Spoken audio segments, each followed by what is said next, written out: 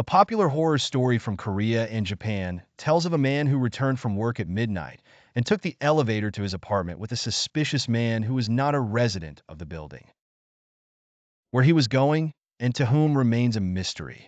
Before narrating my story, let me provide context. A few years ago, I lived in a large residential complex in the city.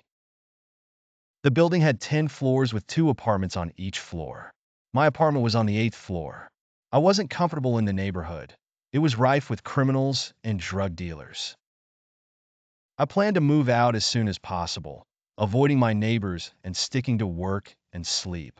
Riding the elevator late one night after an exhausting day at work, I encountered a man wearing a long gray coat and a hat that obscured half of his face. It was my first time seeing him. He wasn't a resident. Exhausted, I greeted him, but he didn't respond. Just minutes later, the elevator stopped on the 8th floor.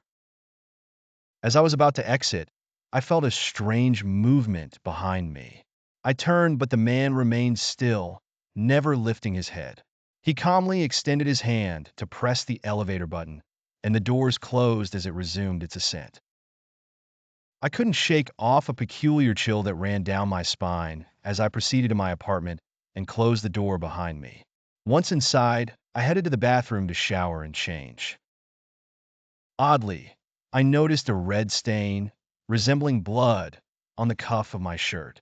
My hands were uninjured, so where did the stain come from? Pondering the mysterious man in the elevator, it crossed my mind that he might be connected to the stain.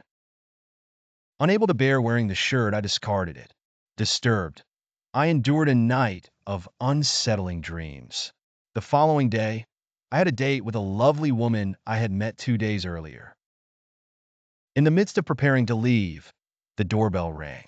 Already late, I decided to ignore the visitor, but the persistent ringing prompted me to peek through the peephole. A policeman stood outside.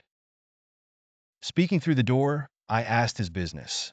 Apologetically, he informed me about a murder in the adjacent apartment the previous night and asked if I could answer some questions. Eager to avoid delay, I feigned ignorance, although the suspicious man from the elevator lingered in my mind. The policeman persisted, hoping for any helpful details, but I remained uncooperative and left for my date. Reflecting on the tragedy next door, I felt uneasy and guilty about withholding information about the bloodstain and the mysterious man.